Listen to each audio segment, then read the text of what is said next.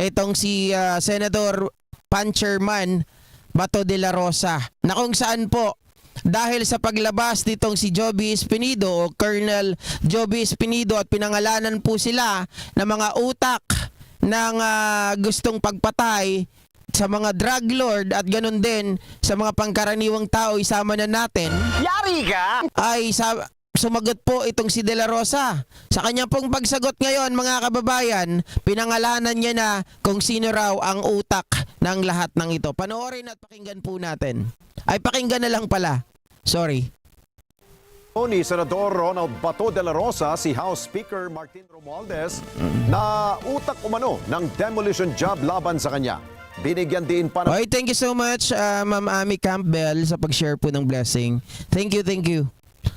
Parang matagal na ako hindi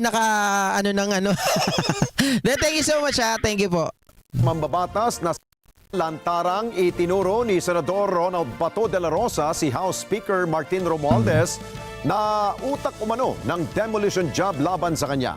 Binigyan din pa ng mambabatas na si House Speaker ang nag-utos kay dating Police Colonel Joby Espinido na idiin siya sa mga kaso ng war on drugs, extrajudicial killings para madiin siya sa International Criminal Court o ICC. Grabe mga kababayan, no? Ay, may tanong pala ako, Ma'am Amy Campbell. Yari! Ma'am Amy, may tanong lang ako. Pwede ba magtanong? Kung okay lang. Kasi, sabagay wag na siguro mga kababayan. Kasi yung dating tinutulungan ni Ma'am Amy Campbell, kung di ako nagkakamali, no? Nandun na sa kabila. Yari Diyos ka! ko. Rivera sa balita. Ma'am Annie, Ma'am Gina pala. Direktang itinuro ni Senator Ronald Bato de la Rosa si House Speaker Martin Romualdez na nasa likod umano ng demolition. Ano po, Tete Regua, akala nyo matino si Marcoleta? Akala rin natin mabuti na lang hindi po nanalo, no? Buti na lang hindi nanalo. Speaker Martin Romualdez na nasa likod umano ng demolition job laban sa kanya.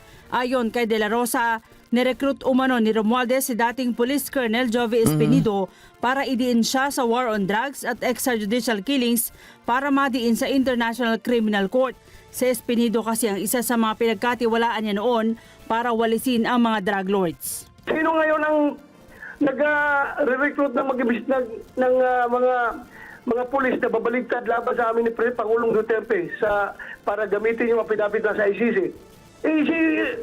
Si Speaker Romualdez din, kasama yung House Appropriations Committee na si Saldico, si Trillanes, kasama nila, at saka si General Nika Director General De Leon. Katunayan, isa... Mga kababayan, ito bigyan natin ng komento. So, pinangalanan niya na, maliwanag siya po sa bibigyan ng galing. Alang hindi po ayon. Galing ito sa balita ng Net20, tawag dito tama, Net25. So, si Bato de la Rosa, sinabi niya na ang may pakana lahat, nag-recruit daw po itong si Speaker Martin Romualdez ng mga tao para magsalita doon sa war on drugs ni Duterte, mga kababayan, para magsalita laban sa kanila. Ngayon, tingnan nyo pong maigi kung tama yung sinasabi ni Bato de la Rosa. Ito bibigyan ko kayo ng pagkakataon kasi sa aking palagay, di ba, merong etong mga tao sa war on drugs, marami pong pamilya na namatayan, nawalan ng pamilya. Talagang sila ay nag-uumiyak. Sila po ay lumuluha. Kumbaga parang masasama ang kanilang mga loob. Kasi noon, wala silang mahingaan ng tulong. Walang nangyayari. It only the ICC na tumutulong sa kanila. Ngayon, dahil nagbago na nga po ang administrasyon, nandito na ang Pangulo natin lumutang yung mga taong ito. At dahil sa paglutang, sila ay nagkaroon ng pagkakataon na sabihin lahat ng kanilang saloobin. At syempre, dito pumapasok yung sinasabi nila na ang presidente natin, ang tatay natin, at least mga kababayan, ay pakinggan ang kanyang tao, pakinggan ang kanyang nasasakupan, pakinggan ang kanyang taong bayan. At hindi lang ang interes ng ilan. So syempre, double side, sabihin natin na tinitingnan niya parehas yung side. Pero mas titingnan natin yung pagkakataon na yung mga tao na yon ay hindi po nakahingi ng hustisya. Siyempre, dinalayang investigasyon kasi base sa kanilang record, sabi ko nga po ang start ng lahat ay nag-ugat doon po sa pagkakahuli ng almost 1 ton ng shabu dyan sa Tondo. And the rest is history. Papunta po dito yan sa Pogo, sa EJK at sa lahat.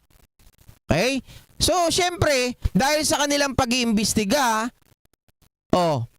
yung mga tao, pinapatawag nila. Binibigyan nila ng sabpina. Pinapatawag nila doon sa kanilang pagdinig. At dahil sa mga probing question na ginagawa ng mga matatalinong nasa Congress, hindi kagaya ng mga nasa Senado. 'Di ba? Hindi kagaya ng mga nasa Senado, ay talagang makakakuha po sila ng sustansya at talagang kaya nila na sabihin natin mapaamin yung mga tao. Kagaya nito ni Espinido. Sa mga nanonood po sa akin, pinapaliwanag ko. Kasi dati, alam ko sa inyo, hindi nyo napanood ito. Nung kinontent ko to dun sa isa kong channel, sa 2.0. Sabi ko noon, itong si Joby Espinido, pinatawag dyan sa Congress. Ayaw niyan magsalita. As in, wala talaga. Pero dahil nga po siya ay lagi kumbaga noon hindi pa nga siya nagsasalita ng mga Bible verses eh. Biglang itong si Abante, nakaredy na pala. Kilala niya pala yung background nitong si Espinido. Ngayon nung siya na nagtanong, sabi niya ganon, ikaw ay under oath. Ikaw ay naniniwala ba sa Diyos? Sabi niya ganon. Sumagot ngayon si opo, ako ay naniniwala sa Diyos. Sabi ni Espinido. Kung naniniwala ka sa Diyos, ito ang tanong ko sa'yo. Naniniwala ka rin ba na may extrajudicial killing nung panahon ni Duterte sa kanyang war on drugs? Diyan po, halos lumuha itong si Espinido. Kahit ayaw niyang sumagot dahil nga inaalala niya ang Panginoon ay nakatingin sa kanya, nagsalita po. Sabi niya, oo. At doon na nagkaroon ng interes ang mga Congress sa kanya. Siyempre, kinausap na siya. Pero ang tanong, ito ba ay recruitment? Hindi ito recruitment. Kasi dumaan ito sa proseso na itinuturo ng mga testigo dahil noon ang pagkakilala ko kay Espinido ay talagang hitman. Hitman, totoo, hitman. Yan ang pagkakilala ko sa kanya. Tinuro siya ng mga testigo. Sa tinawag. Ipinaalam, patawag niyo tong si Espinido. Nung pinatawag siya, yun na nga yun nangyari. Di nakabuo na ng conclusion ngayon. Yung mga, tawag dito, yung mga kongresista natin. At hindi lang yun. Yung sinasabi ni Bato na si De Leon, ang pangalan niya mga kababayan, ni ka-director yan si Ricardo F. De Leon. Eto, sa pagkakaalam ko, kung di ako nagkakamali, basta na, paano ko ba sasabihin? Hindi kasi ako sigurado kung ito pa yung isa sa mga bumaliktad din daw sa mga Duterte na binigyan nila ng posisyon dati. Hindi ako sigurado kung ito yon. Pero mista nila. Sabi ni Bato, yung isa pa nga dyan, nalaman ko na nirecruit din siya. Kasi ang nangyari ata, parang si Espinido dahil nga umuo na siya, kinausap si Albayalde, umuo rin na meron daw extrajudicial killing. Ito rin, tinuro din itong si De Leon na sinabi niya may extrajudicial killing din. So kumbaga nagsimula ang lahat kay Espinido. Tinuro niya itong mga taong to, yung mga tao na tinuro niya, nagsalita. So doon na nabuo lahat yung konklusyon mga kababayan. Kasi open yun. Hindi close yun. Di ba? Yung conclusion na kanilang iniisip ay talagang tugma sa kanilang mga tinatanong dito sa mga tawag doon po sa mga what do you call it? Yung mga resource person. So, mga kababayan, maliwanag na walang recruitment doon. 'Di ba? Ang liwanag. Sir Nonoy, thank you so much for sharing your blessings. Salamat sa pangkape. Chopaeng, kalma ka lang ba to? Marami pa daw magsasalita. Marami pa. Marami pa. Tandaan nyo po. Etong si Bato, matapang lang. Salita ng salita. Pangalan ng pangalan. Pero, duwag naman. Walang biyeg. Yari ka? Bakit? Nagtatago sa interparliamentary, hindi uma-attend, ayaw pumunta. Kung gusto mong sumagot, gusto mong patunayan na wala kang kasalanan, then go ahead. Go to the Congress, sagutin mo yan.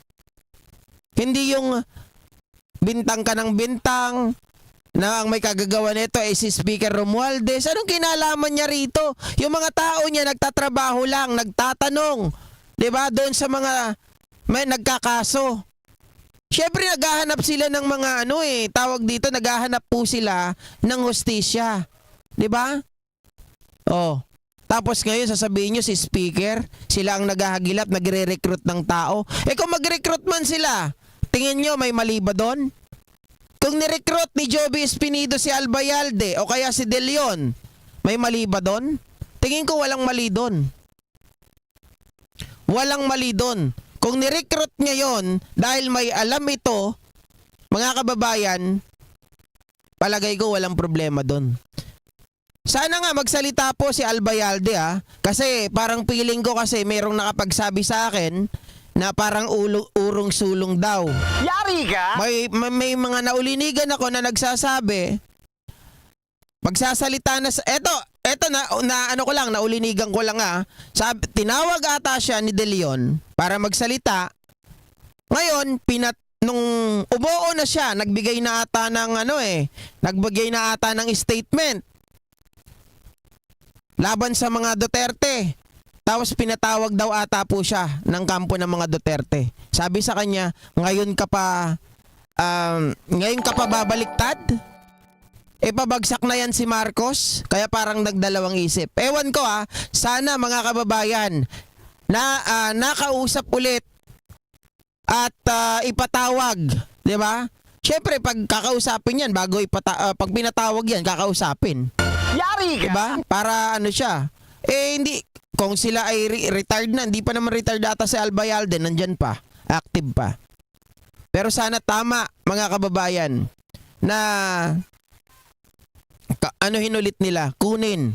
'Di ba? Dahil isa sa mga susi, ito si Albayalde at itong si Ricardo De Leon. Yan, galit na galit diyan. Etong si Bato. Yari ka? Oh. Lanlan, husay magpatawag sa meeting niya pag siya pinatawag, grabing dahilan. Kaya nga po, isa lang naman dahilan niya interparliamentary. Ito yung usapan between the Congress and the Senate. Ayaw daw niya maging president. Baka gayahin daw, makalagi nang ipatawag yung mga tao doon sa Kongreso, mga kababayan. Sa bagay, mga Bato, konti na lang naman ang pagtatago mo sa interparliamentary.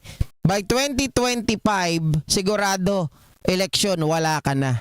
Yari ka? 'Di ba? So may papatawag ka pa rin, tandaan mo yan, makukulong ka pa rin. Sabi ni Argo, kaya pala puro ayuda si Marcos. Yari ka? O teka, Argo, sagutin ko yan. Anong gusto mo, Argo? Ayuda? Ako hindi ako masyadong sa ayuda kasi kaya kong magtrabaho. Kaya kong magbalat ng buto. 'Di ba? Magbanat ng buto rather. Yari! Hindi ako masyadong diyan. Pero mga kababayan, anong mas gusto mo? Yung magpaayuda o yung ibulsa? Yari ka? Argo, sagot. Hindi, tanong ng maayos, Brad. 'Di ba? Maayos naman tayo dito Kilala ka naman namin. Ano ang mas maganda? Ayuda? Kaliwat kanan na ayuda ni PBBM o gusto mo ibulsa? 'Di ba? 'Yun lang ang tanong ko. Nung panahon ni Duterte, naramdaman nyo ba yung ayuda? Yari ka? Wala kayong naramdaman na ayuda. Kahit ako isang beses panahon ni Duterte, hindi ako nakakuha ng ayuda. Wala akong naramdaman. Pero ngayon, kaliwat kanan, makikita mo, mga kababayan, iba-ibang mga probinsya, iba-ibang mga lalawigan, nakakatanggap ng ayuda. Sa akin, hindi ko gusto ang ayuda. Kasi nagiging tamad ang tao, dyan na lang umaasa. At yung ayuda na yan, dyan pa nag-aaway-away yung mga tao. Pero, mas gusto ko na yan ipamigay nila sa tao dahil pera naman ng tao yan. Pakinabangan ng tao kaysa naman mapunta doon sa mga proyekto di umano ng mga buwaka ng inang mga buwaya Yari! dyan sa Davao. 'Di ba? 51 billion. Anong napala? Presidente pa rin ang sinisisi doon sa pagbaha. Yari ka! Tama naman, Argo. Tama ka naman. Sinabi ko naman kanina yan eh. Nagiging tamad ang tao sa ayuda. Nagiging palaaway pa sila sa ayuda. Pero, kung titingnan natin ang logic, Argo, ang ayuda, kahit saan mo tingnan aspeto, pag ang tao nagugutom, nagwawala. Yari ka! 'Di ba? So isang paraan para sa akin 'yan.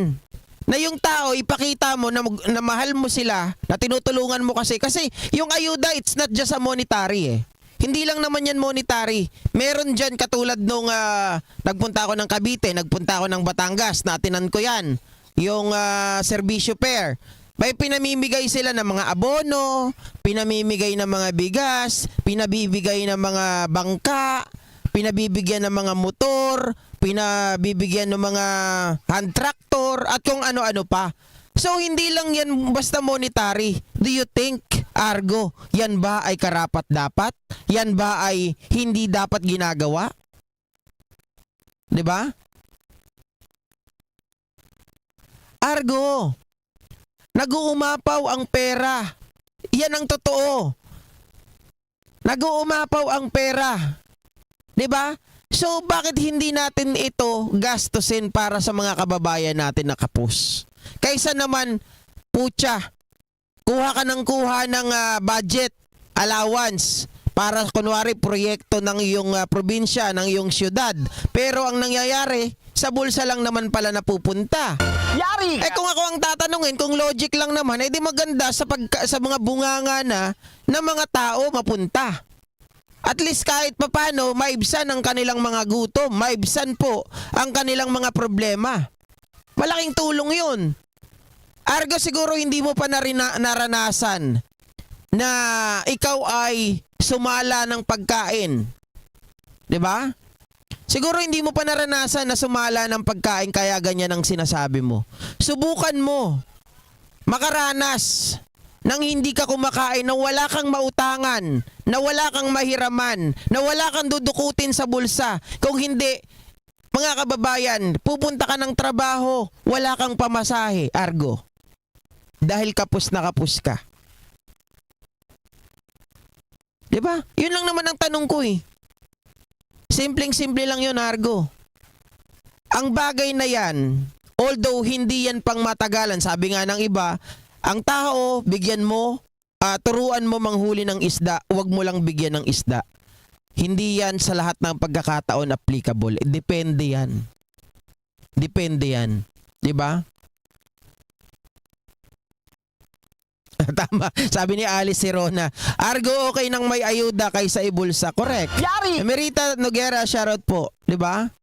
Sabi ni Lanlan, sa dami ng nangangailangan ng tulong, dapat lang bigyan ng ayuda para umiikot ang pera ng taong bayan sa kapwa mo. Correct. Oo. Diba? Sabi ni Richard D. Guzman, hindi nagawa ng idol nilang si Digong lalo na sa agriculture. Pinabayaan ng demonyo si Digong. Pinabayaan ng demonyo. Hindi lang yan. Tingnan nyo yung ginawa nila sa agriculture. Yung ginawa nila na yung may taripa. Mga kababayan, yung nanggaling sa pag-import. Diba? Akala ko noon maganda yan. Yung ginagawa nila na importation. Na yung taripa, yung tarif, ay mapupunta para sa mga equipment. Aba, mga kababayan, parang nawala na sa mundo sa sirkulasyon ang NFA. Sabi ni Betty Calizo, pa-VIP lang ang gusto ni Marcoleta. Nakakahiya, isa rin itok-itok. Kaya nga, no? Yari ka! Nakakadismaya si Marcoleta. Again, hindi ko po inaatake ang pagiging INC ni Marcoleta dahil pagagalitan ako ng nanay ko. 'Di ba? Hindi ko inaatake 'yon. Ang inaatake ko yung pagiging tanga ni Marcoleta. Yari! Inaatake ko yung pagiging bulag ni Marcoleta. Halak ka! Oh. Sige Marcoleta, kung gusto niyo maging gusto niyo maging presidente si Sara, humiwalay na kayo sa Pilipinas, gumawa na kayo ng sarili ninyong bansa. Gawin yung presidente si Sara, tingnan ko kung ano mangyari sa inyo. 'Di ba? Ayan, tama Lars, rice tarification law ni Villar. Isa rin 'yan. Isa yan sa mga nagpahirap sa atin. Mabuti na nga lang, inayos yan ni PBBM dahil nakita kung ano yung problema ng rice tarification law na yan. Yari ka! Oh. Mamila Marquez, no comment si Sara Mau. Joselito Nacionales, pati lupa ay ayuda ni PBBM. Oh, tama. Pati, tingnan no, Argo, ayuda. Okay. Kasi yung ayuda, napakalawak niyan. Kita nyo, I went to Pangasinan or we went to Pangasinan, binayaran ng gobyerno yung pagkakautang na halos 13 billion ng mga magsasaka. Do you think that is right? Well, of course, that is right. Mga kababayan, dahil inisip ng Pangulo natin, kaysa naman na itong mga magsasaka natin, mahihirapan sila magsaka, mamatay na sila sa mundo, mamatay ng mga anak nila, hindi pa nila natatapos yung utang nila. Paano nga naman sila sisipagin na palawigin pa at sipagan ang kanilang pagiging farmer? At paano nila sasabihin sa mga anak nila, anak, gayahin mo ako, isang farmer. 'Di ba? Parang ang hirap ipagmalaki nun. Although mga kababayan, hindi dapat ipagmalaki, pero ang hirap ipagmalaki na ikaw baon ka na sa utang hanggang mamatay ka na, mamatay na yung mga anak mo, mamatay na rin yung mga apo mo, puta nagbabayad ka pa rin sa lupa. Ba't kay PBBM? Dahil sa kanyang malasakit, sa ayuda na sinasabi mo, Argo. 'Di ba? Argo, wag ganyan ang Brad. Sabi niya, host, inutang naman nila yun eh. Yari! Argo, simple lang. Inutang nila yun. Hindi lang naman para sa pamilya nila yun eh. Ito lang tanong ko sa'yo. Kung halimbawa, di ba kaya nga tayo nagkakaroon ng problema sa mga magsasaka, sa ating mga product, di ba, lalo na ang bigas. Kaya tayo nag-i-import kasi yung mga kababayan natin, wala silang sapat na kagamitan, wala silang sapat na kinikita, wala silang sapat na lupa. Yung iba nga dyan, sinasanla pa nila. Yung abono nila, pag nagtanim sila tapos na peste, nasira, lugi pa. So ngayon, mga kababayan, dahil nga sa puso ng ating Pangulo, para kayo maging masipag at magpatuloy at hindi tayo masiro sa production ng bigas. Hindi na tayo umasa sa importation.